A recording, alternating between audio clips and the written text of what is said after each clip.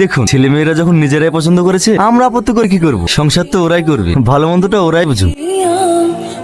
আর লুকোচুরি করে আর আমাদেরকে দেখা করতে হবে না। এতদিন পর আমাদের মনের আশা পূর্ণ হতে চলেছে। কি অ্যাক্সিডেন্ট? ঠিক আছে, আমি এক্ষুনি আসছি। কার অ্যাক্সিডেন্ট হয়েছে? টোনের সামনে অ্যাক্সিডেন্ট করেছে, তাড়াতাড়ি চলো। বাবু তুই ঠিক আছিস? হ্যাঁ মা, আমি ঠিক আছি। আমার পেটে লেগেছে। বোন সালমা এখন কেমন আছে? আগে খুব যন্ত্রণা করছিল, এই এখন একটু কমেছে। আপনার মেয়ে অ্যাক্সিডেন্টে তেমন কিছু ক্ষতি হয়নি, কিন্তু ইউএসজি করে রিপোর্টে যা দেখলাম আপনার মেয়ে কোনোদিনও মা হতে পারবে না।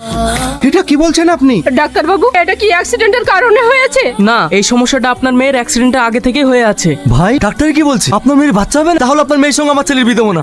এই ভদ্রলোক শুনুন আর মেয়েকে আমার ছেলের ঘাড়ে চাপাচ্ছিল। আমি ভাবতেও পারি তোমার এত প্রবলেম হওয়ার পরেও তুমি আমার সাথে দেখা করতে এসেছো। তুমি এসব কি বলছো? আমি তোমাকে ভালোবাসি, তোমাকে ছাড়া আমার কিছুই চাই না। চলো আজকে আমি তোমাকে বিয়ে করব।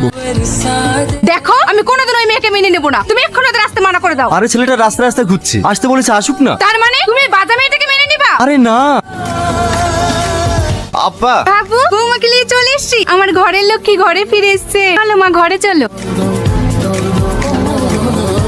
এই বাজা, তুই কি করে ভাবলি আমার ছেলেকে ফাঁসিয়ে এই বাড়িতে রাজত্ব করবি? আমার বংশের প্রদীপ জ্বালানোর জন্য তোকে খুন করে জেলে যাবো, সেও শিকার। কই গো, বোমাকে একটু বাইরে নিয়ে আসো, জোসনাটা দেখতে এসছে। এই বাজাকে আবার দেখতে এসছে। এই চ।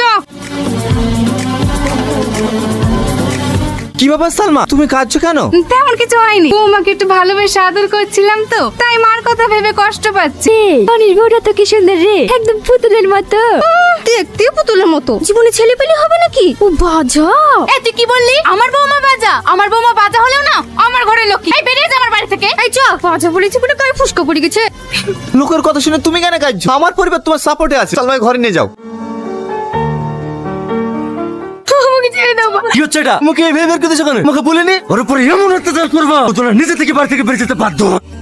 বাহ বাহ, আজকে তোমাদের আসল রূপটা দেখলাম। আমি অফিস যাওয়ার পরে সালমার উপর তোমরা এইভাবে অত্যাচার করো কেন? কিভাবে অত্যাচার করে তোকে বলে না নাকি? না, ওই এমন একটা মেয়ে। তোমরা যদি ওকে সারাদিন অত্যাচার করো না, তবুও আমাকে একটা কথাও বলে না। শুধু বলে আমার শ্বশুর শাশুড়ি অনেক ভালো। আজকের পর থেকে আমি তোমার উপর কোনো অত্যাচার হতে দেবো। তাড়াতাড়ি রেডি হয়ে যাও, এক জায়গায় যেতে হবে। একটা ভালো ডাক্তারের সন্ধান পেয়েছি, ওখানে তোমাকে নিয়ে যাবো। স্যার, রিপোর্ট দেখে কি বুঝলে? আপনার স্ত্রী বাচ্চা হবে। আপনি সত্যি বলছেন স্যার? হ্যাঁ, কিন্তু ছোট্ট একটা অপারেশন করতে হবে। ঠিক আছে ডাক্তার বাবু, আপনি অপারেশন করার ব্যবস্থা করুন। ঠিক আছে।